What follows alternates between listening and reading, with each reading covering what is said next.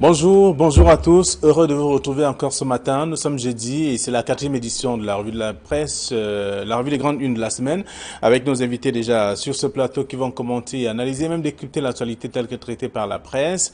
La nouvelle expression de ce matin parle de la présidentielle 2018. Maurice Kamto annonce la formation de sa coalition. C'est à découvrir dans le journal. Le président du mouvement pour la renaissance du Cameroun entend présenter ses alliés après la publication des listes des candidats retenus par le Conseil électoral. C'est à lire en page 3 de ce numéro qui parle également de la conférence des anglophones. Pourquoi Dieudonné Sumba soutient-il Christian Tumi? Donc c'est ce qui est contenu dans le numéro de ce matin. Le même journal parle de la zone CEMAC, risque d'effondrement de 25 banques dans le journal en page 8. Et aussi on parle bien entendu de l'opération Épervier, de lourdes peines au tribunal criminel spécial. Donc pour l'ex-délégué régional des transports du Nord-Ouest condamné à 15 ans de prison. Sa complice prend 12 ans. C'est ce qu'on lit dans le journal, la nouvelle expression de ce matin.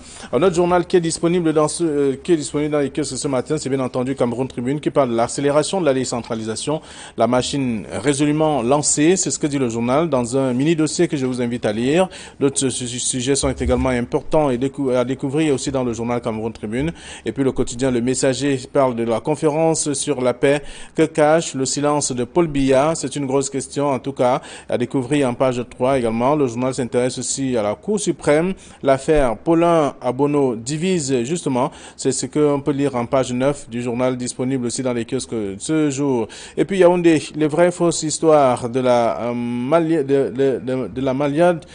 Maliadère. C'est ce qu'on peut dire dans le numéro de ce matin, en parlant notamment de ce qui s'est déroulé à Dove, dans la capitale politique. C'est dans le dossier proposé par le journal Le Messager.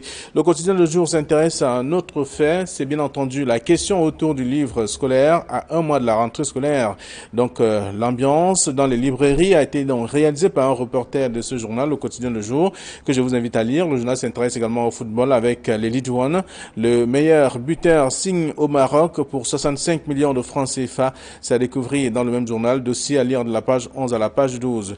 Mutation s'intéresse bien entendu à Yaoundé. Une bienfaitrice sème la panique dans la capitale politique. C'est dans le journal ce matin. Le journal s'intéresse également au ministère de la décentralisation.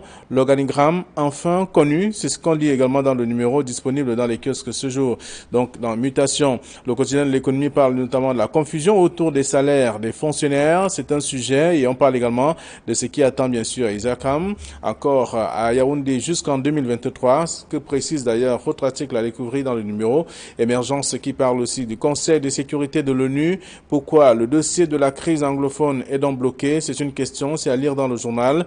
Et parlant de la crise anglophone, le maire de Buea demande donc la militarisation du Sud-Ouest. C'est ce qui est contenu dans le numéro émergence de ce jour. Le journal Essentiel parle donc de inquiétude. Paul Biya doit avoir sa canne. Ça, c'est sur la question des stades, des infrastructures sportives. Et avec cette nouvelle qui fait le tour des réseaux sociaux également, relayée ici par la presse, qui annonce bien entendu le retrait de la CAN donc au Cameroun, contenu dans le journal ce matin à lire. Donc dans la plupart des tabloïds, le journal Info Matin qui est disponible s'intéresse aux enseignements secondaires, succès du système anglophone de bien entendu aux examens 2018, c'est à lire en page 2. Le journal s'intéresse également à autres sujets, Sud-Ouest, état des sinistres donc de la PAMOL, c'est à lire dans le numéro aussi disponible ce matin.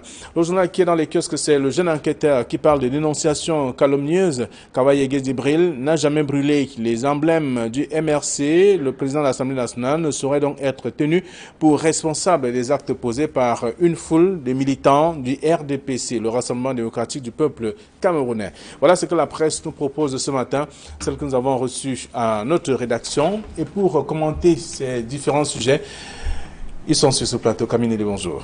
Flavien Valonongo, bonjour.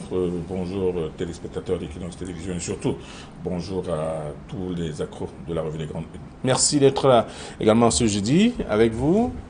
Guy Fonga, bonjour. Bonjour Flavien, bonjour aux nombreux téléspectateurs qui chaque jour, en cette période surtout de présidentielle, prennent du plaisir à regarder cette émission de qualité qui fait la promotion, on va dire ça comme ça, des unes qualitatives qui paraissent chez nous au Cameroun. Et vous me permettez d'avoir une pensée parce que la musique camerounaise est en deuil depuis quelques jours. Et s'il y a une chose qui fédère qui fédère les Camerounais en dehors du football, c'est bien la musique urbaine. Et la musique urbaine a perdu un de ses plus gros artisans. Ici aujourd'hui, les anglophones sont la musique urbaine. Est-ce qu'elle est aujourd'hui? C'est parce qu'il a été un des principaux artisans de ce succès-là. Donc c'est DJ Sunshine qui sera enterré ce week-end, et depuis plus de 20 ans est dans le game, comme disent les jeunes. Je voudrais avoir une pensée pour lui, car il était un des principaux artisans de la musique urbaine qui est célébré aujourd'hui à travers les 4 coins du monde. Très bien, merci. Merci pour cette information. De toute façon, alors avec vous également, nous allons commenter ces quelques sujets proposés par la presse. Nous ne ferons pas le tour en intégralité, mais quelques points sont importants également à relever ce matin. La nouvelle expression qui parle de la présidentielle 2018, par exemple, parle de Maurice Kamto qui annonce la formation de sa coalition. Et on sait, il dit attendre dévoiler tout cela au lendemain de la publication des candidats ou des candidatures qui vont être retenues pour la compétition. Oui, mais au fait, pendant qu'on y est, avant de répondre à cette question, pendant qu'on y est, j'emboîte Guy Fongan avec la mort de Clarisse Mami Opso, comment on l'appelle encore, qui a été retrouvée morte dans un centre psychiatrique. Il semble qu'elle avait quelques problèmes mentaux depuis un certain temps. La nouvelle de sa mort tragique fait le buzz dans les réseaux sociaux. Et c'est une fille qui a explosé un jour dans nos écrans avec son nouveau stylo. Clarisse Valérie. Clarisse Valérie, voilà le Opso. Et elle aussi s'en est allée. Artiste aussi. Artiste de Bikouti, très truculente.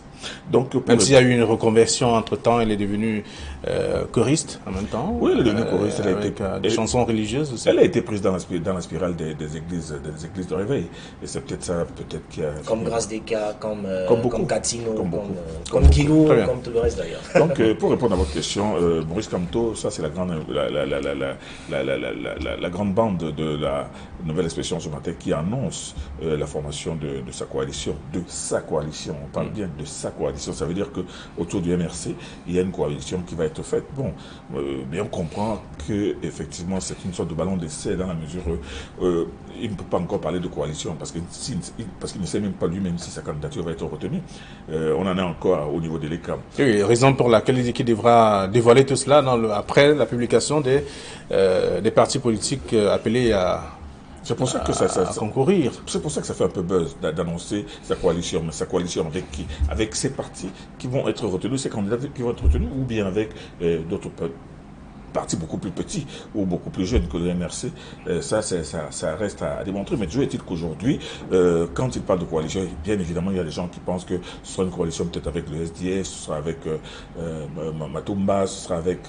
le journal rappelle quand même les responsables des partis politiques qu'il a rencontrés bien avant. Mais alors, le SDF, le parti d'Akem, en fait, je ne sais pas trop, et également le 11 millions de Cabra Libye et bien d'autres formations politiques, d'autres responsables qu'il a rencontrés par le passé pour aujourd'hui peut-être briller sur le volet, c'est différent qu'il aura certainement retenu ou qu'il a pu retenir dans son collège pour faire la coalition en question. Les rencontrer est bien une bonne chose, c'est tout à fait normal. Ils ont tous ces candidats ont le même objectif, c'est-à-dire que remporter la victoire pour faire partie pour le bien. Mais seulement les rencontrer non plus, ça ne veut pas dire forcément qu'ils vont se retrouver, ils vont faire une équipe pour présenter un seul candidat. C'est très peu probable. Et c'est pour cela d'ailleurs qu'il y a certains partis au Cameroun estiment que le fait que tous ces partis qui ont déposé leur candidature, le fait que ces partis n'aient pas pu se mettre d'accord pour un candidat unique, c'est ça qui gâte un peu les choses, mais seulement on se demandera toujours est-ce que le SDF qui est vieux de 38 ans aujourd'hui va-t-il effacer son candidat pour le laisser comme tout devant, parce qu'en fait, comme te dit, sa coalition, ça veut dire que son parti et les partis qui vont coaliser avec lui pour que lui soit le candidat de cette coalition. Donc, moi je pense que c'est une information à prendre avec des pincettes, mais elle est intéressante. Nous sommes en période électorale et toutes les offres sont bonnes à prendre ou à entendre. Alors, donc c'est lui en fait, il estime selon l'article de la nouvelle expression ce matin que c'est lui qui devra piloter toute la coalition et que il va dévoiler tout cela au lendemain de la publication des listes des candidats devant concourir. J'ai du mal j'admire l'agilité intellectuelle de Kamto Maurice pour occuper l'espace depuis quelque temps. Quand il ne monte pas sur les Benzikin, il marche sur l'eau, il porte les paniers, etc. On le voit occuper l'espace public de manière assez assez très drôle. Parce que cette annonce participe pour ce candidat-là d'occuper l'espace avec des effets d'annonce. Et je suis très peiné au regard de la formulation qui est utilisée par le candidat Maurice Kamto quand il indique qu'il va une formation de sa coalition.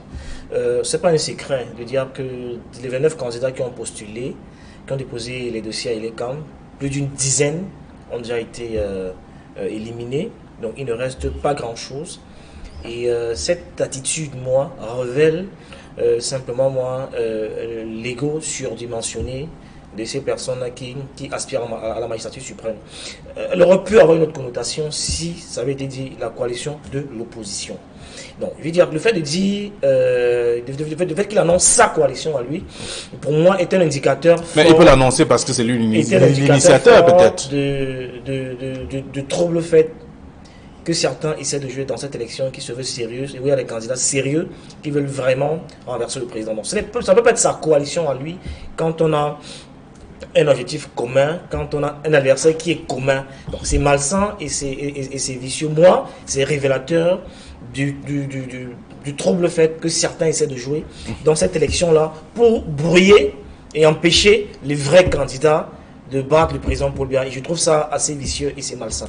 Très bien. Alors, donc, on va laisser le son au lecteur d'aller découvrir ce que le journal propose sur cette question, parlant de la présidentielle, avec Maurice Kamto qui annonce la formation de sa coalition.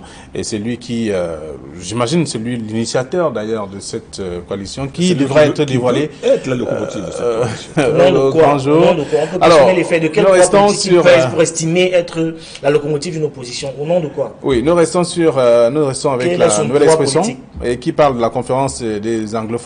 Pourquoi Dieudonné Somba soutient Christian Toumi?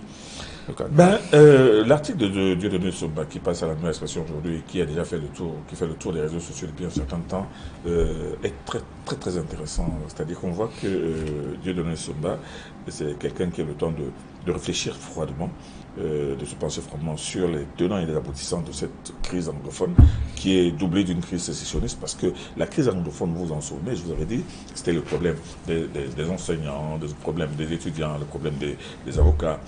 Mais maintenant, derrière et dans la suite, il y a eu la crise de la sécession qui, elle, n'a rien à voir avec la crise anglophone. Il est vrai que toutes ces crises-là, c'est dans la zone anglophone de notre pays.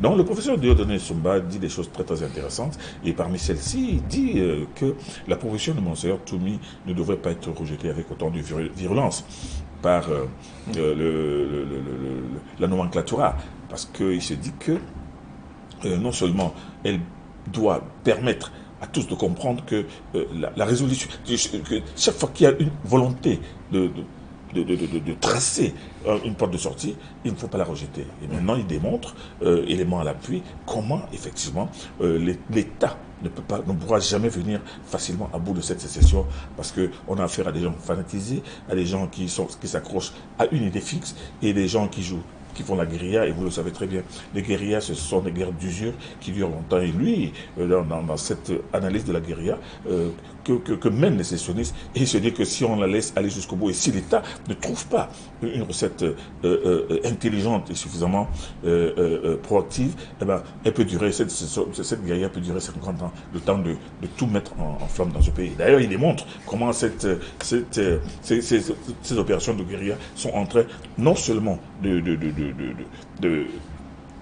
mutiler complètement l'activité économique dans le sud-ouest de Nord, mais surtout de saper l'autorité de l'État, puisque son autorité est bafouée tous les jours, est défiée tous les jours par des gens qui réussissent même à imposer des villes mortes alors que l'État est en train de tout faire pour les empêcher. Donc, moi je pense que l'analyse de Dieudonné Somba, qui mérite d'être lue, est très très importante dans le débat d'aujourd'hui. Monseigneur Toumi, le cardinal Christian Toumi, a-t-il une bonne idée? L'idée de Christian Toumi mérite-t-elle d'être retenue? Oui, il soutient de façon affirmée cette initiative. Et moi, je vois que la dernière solution au bout de cette introspection, c'est de faire comprendre aux uns aux autres que le fédéralisme, il faudra bien que l'État unitaire cesse de se maintenir. Mais plutôt l'État doit comprendre, doit déjà commencer à envisager l'État fédéral. Alors, on va quand même déjà 2 ans que la crise dure.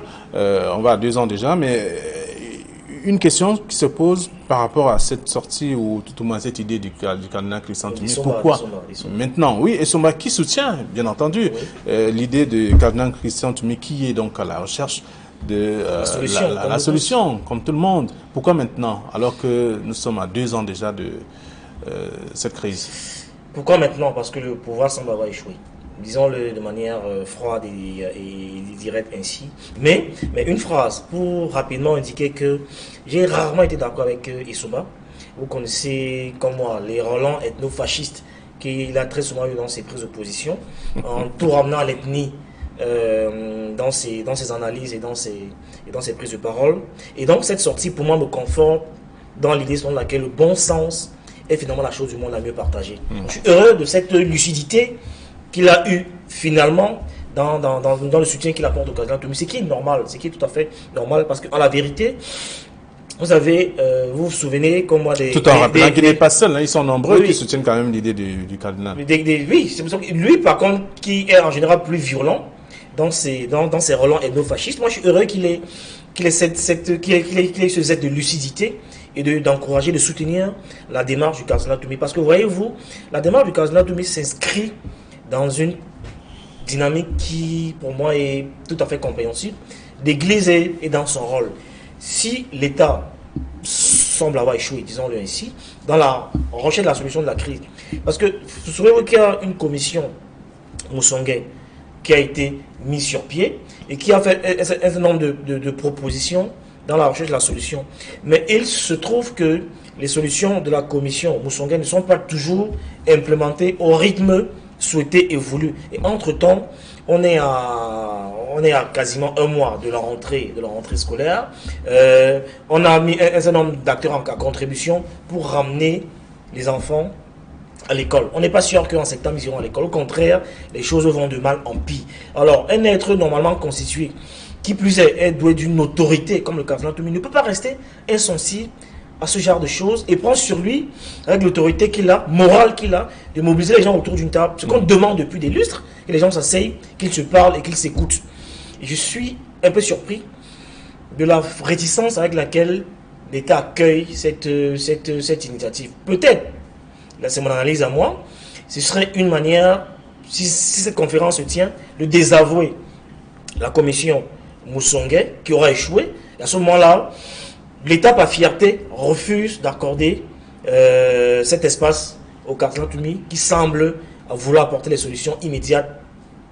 Et ce n'est que ça que le peuple attend, ce n'est que ça que le peuple souhaite. Donc il y a ce souci pour l'État de ne pas vouloir se dédire par rapport à la commission Moussongué. Mais on devrait pouvoir y aller. Il faut que les solutions qui, quel que soit de l'endroit qu'elles viennent, devraient pouvoir être mises à contribution. Alors, pourquoi tu as donné soutien le cardinal Christian Toumi, mais il y a le messager qui se pose également une autre question. Que cache le silence de Paul Biya sur cette question? Effectivement, c'est pour cela que lui, Dieu le donne Souma, lui, est beaucoup plus prolixe et va beaucoup plus dans le sens de l'explication des dessous de ce qui se passe et surtout des dessous de l'initiative Monseigneur Toumi. Guy avait fait, vous avez parlé de la commission Moussongué. La commission Moussongué, depuis qu'elle fait le tour du sud-ouest et du nord-ouest, elle ne fait que recueillir quelques avis qu'elle adresse au chef de l'État. On n'a jamais entendu parler de son action pertinente et directe sur la résolution de cette crise. On nous dit qu'elle est en contact avec la Suisse, avec le Canada, avec la France, pour des problèmes de bilinguisme. Il ne s'agit pas de bilinguisme. Pendant que lui parle de bilinguisme, il y a la guerre dans le sud-ouest et dans le nord-ouest. Je pense que le professeur... Et les choses vont de mal en pire. De mal en pire. Et le docteur sont mal. Alors, il faut déjà savoir quel est le rôle de cette commission. Mais le rôle, il faut le dire dès le départ, nous l'avons tous dit. Et il a un rôle consultatif, c'est-à-dire que rencontrer les gens, faire des rapports, les adresser au chef de l'État qui saura en tirer les conséquences, c'est tout. Alors, c'est ce qu'elle fait jusqu'à présent, puisqu'elle n'a jamais rendu public les tractations, les conciliabules qu'elle est sur le terrain. Mais par contre, quand ce journal se demande pourquoi le silence de Paul Biya, parce que justement, depuis ces 2 ans, Paul Biya n'a réellement pas parlé de ce problème.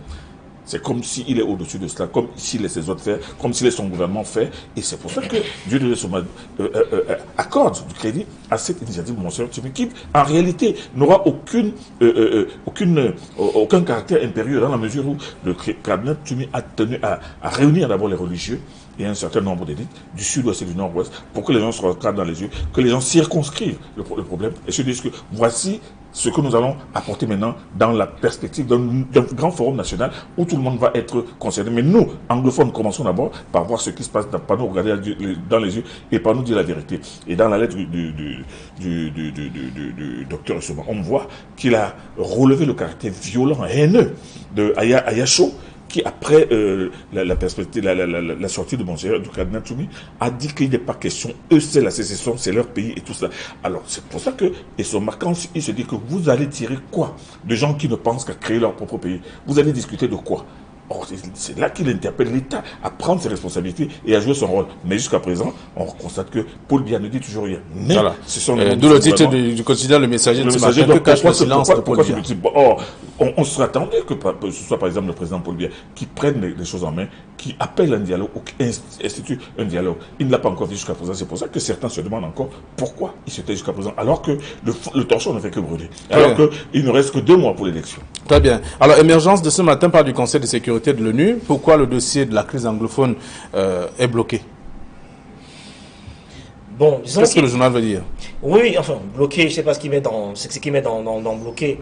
Simplement, il faut dire que les initiatives entamées par le président, ou du moins par le gouvernement, ont quand même pris le contre-pied de beaucoup d'organisations internationales qui ne s'y attendaient pas. Le tout récent plan d'assistance, par exemple, ça a été un véritable pied de nez que le pouvoir a adressé aux organisations internationales et de ce point de vue, ils observent encore, c'est peut-être pour ça que c'est bloqué, ils estiment que la situation est encore sous contrôle. Vous parlez du plan d'assistance? Oui, le plan d'assistance évidemment. Oui, mais les actions sont menées sur le terrain de toute façon. C'est ce que je dis, que ça a été un vrai pied de nez. C'est où le gouvernement a un peu pris les autres de court en anticipant et en prenant les devants pour mettre sur pied ce plan d'assistance. Je veux dire qu'il y en a qui attendaient que le pire se produise, que la situation devienne soutenable et ingérable pour entrer en scène, pour entrer en action. Notamment les Nations Unies. Donc cette initiative-là, c'est peut-être le meilleur pulcrum que le président a réussi à mettre sur la plaie pour essayer de calmer un peu les ardeurs et freiner les ardeurs de ceux qui estimaient que bientôt la goutte d'eau risque de déborder le vase. Et donc, c'est une des initiatives qui permet à ce que cela ne puisse pas encore rentrer véritablement en scène. Et pourquoi ça bloque? Je suis obligé de faire peut-être de parallèle avec le cardinal Toumi. Vous savez, l'Église et la politique ont toujours des rapports incestueux. Et l'autorité morale dont il jouit, encore que vous savez comment qu'il a menacé quelquefois d'être... il aurait pu être pape, le cardinal Toumi, pourquoi pas, on aurait pu y espérer. Donc quand on a ce type d'autorité morale, ce n'est pas interdit. Je pense que ce pays, aujourd'hui, vit un de ces moments historiques les plus critiques. Et donc, il est peut-être temps ou jamais pour les autorités comme celle-là de s'engager. Et pourquoi pas de soutenir, d'avoir un parti pris de soutenir un candidat. Parce qu'aujourd'hui, on n'a jamais, notre cohésion, notre vivre ensemble n'a jamais autant été ébranlé que maintenant.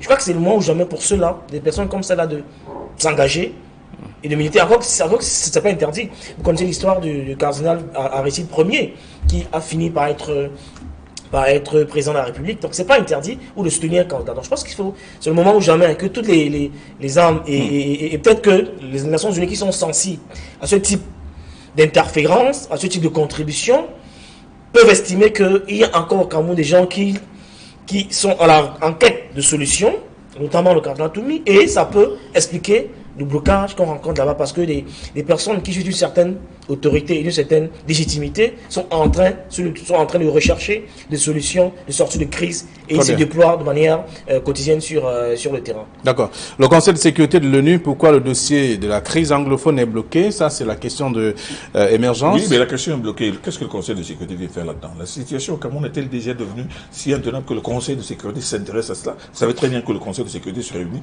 dans les cas extrêmes, dans le cas où rien ne peut plus être réglé à l'intérieur de ce pays. Il faut dire aussi et le relever. Mais donc, il faut dire que beaucoup d'activistes ont fait beaucoup de plaidoyers auprès de ces organisations pour appeler à l'intervention. L'intervention du Conseil de l'ONU. C'est pour ça que je veux dire que c'est parce qu'il y a énormément d'activistes, notamment ceux qui sont aux États-Unis, qui font croire aux Nations Unies que ça ne va plus, le Cameroun est devenu un brûlot, tout brûle, et il faut absolument venir. Mais le Conseil de sécurité ne peut venir que quand les Camerounais ne peuvent plus dialoguer entre eux, n'ont plus les moyens de dialoguer. Or, jusqu'à présent, il y a encore des possibilités de dialogue. La preuve, Monseigneur Toumi. Donc, quand un journal dit que pourquoi le dossier coince devant le Conseil de sécurité, à quel moment a-t-il été introduit devant le Conseil de sécurité et par qui? Parce qu'il faut aussi se poser la question. Quand on balance l'ONU, quand on balance le Conseil de sécurité, ça veut dire que le Cameroun est complètement, même pas au bord du précipice, mais à l'intérieur du ravin. On n'en est pas encore là. Et moi, je crois qu'il y a encore la possibilité de nous regarder, de chercher les voies de sortie et même de sortir de cela. Et la voie de Christian Toumi, aujourd'hui, fait partie de celle qu'il faut vraiment explorer pour éviter. Alors, mais il faut rappeler quand même que ça reste dans les propositions. Oui, tout ce qu'il fait jusqu'ici. Il faut que ce soit sincère. Il faut que ce soit sincère et que ça mène plutôt. Parce que l'État a certainement peur que cette conférence des anglophones ne débouche sur quelque chose qui va mettre le couteau à la gorge de l'État et l'obliger peut-être à tomber dans un fédéralisme que lui ne préparait pas. Très bien. Alors, donc, on peut lire ça dans le journal avec cette question d'émergence. Pourquoi le dossier de la crise anglophone est donc bloqué? Alors, on va lire le dossier donc en page 7 et 8 de ce journal. Alors, autre chose également à lire ce matin, et qui suscite aussi des commentaires, c'est le titre de l'essentiel, parlant de l'inquiétude. Paul Biya doit avoir sa canne. Il y a un message qui a circulé depuis quelque temps. Le COCAN a essayé de corriger en rappelant que ça n'était rien, qui a annoncé le retrait de l'organisation de la CAN au Cameroun. J'avoue qu'au départ, j'y croyais. J'ai cru quand le président, de manière très, très, très, très courageuse, avait annoncé que la CAN aura lieu le jour 10. Le jour 10. Mais plus le temps passe, plus on se rend compte que... Plus vous perdez espoir. Plus on perd espoir et on n'est pas prêt. C'est très décevant. Ça fait 4 ans. Ça fait 4 ans qu'on sait qu'on va organiser cette CAN. Et moi, ça me conforte dans l'idée selon laquelle, d'ailleurs, je l'ai toujours dit que le Cameroun, c'est j'allais dire, la forme la plus achevée de l'inertie. On est dans un pays qui est essentiellement caractérisé par l'aristocratie de la nonchalance. Ça fait 4 ans que ça dure, on est à peine 1 an et on est encore en train de spéculer tergiverser. Aucun stade n'est prêt jusqu'aujourd'hui et c'est un peu gênant. On nous a distrait avec les préfabriqués qu'on espérait pouvoir être disponible en très peu de temps, mais jusqu'ici, aucun stade n'est prêt. Encore qu'au-delà des stades, figurez-vous qu'il n'y a pas de route. C'est encore notre grosse scandale. Si vous allez à Bafoussam, ces jours-ci, je vais dire que ça donne froid dans le dos. Vous allez à Douala, c'est une ville poubelle. J'avoue nous voulons tous cette canne. Nous la désirons, nous la souhaitons, parce que la dernière canne, quand même, date de 72.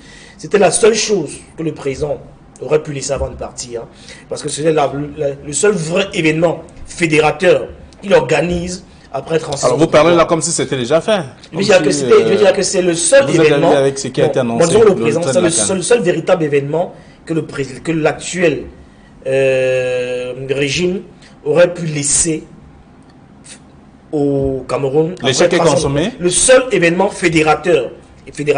Bon, j'ai entendu dire, je me suis laissé dire que le Nigeria, etc., aurait été approché pour une co-organisation, ce qui serait une grosse claque, une grosse honte pour le Cameroun. Et le Maroc, de l'autre côté, se prépare également. Le Maroc, manifestement, serait en train de se préparer. Donc, de ce point de vue, on est un peu gêné de savoir qu'on est en train d'avoir cette étoffe d'aristocratie de la nonchalance qui est vraiment notre marque de fabrique et ce n'est pas intéressant, ce n'est pas rassurant.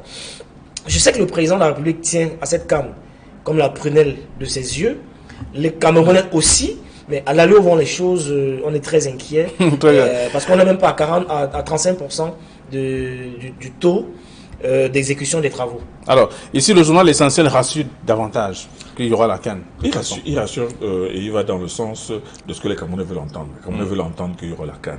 Mais il y a tellement d'événements, tellement de motifs d'inquiétude qu'on peut se demander effectivement si cette CAN sera là. Parce qu'on parle de stade, de route, mais n'oubliez pas. Même de l'insécurité. Mais n'oubliez pas l'insécurité. Dans les deux régions, alors, comment on va faire pour jouer à Limbé vont venir jouer dans un pays où il y a le terrorisme, où on tire sur les gens? Est-ce que les gens vont venir jouer dans un pays où on parle de choléra? là. Est-ce que les gens vont venir vivre dans un pays où on parle d'inondation? Sincèrement, c'est pour ça que moi je dis que, et tenez-vous bien, la CAN va avoir lieu dans une période comme celle-ci.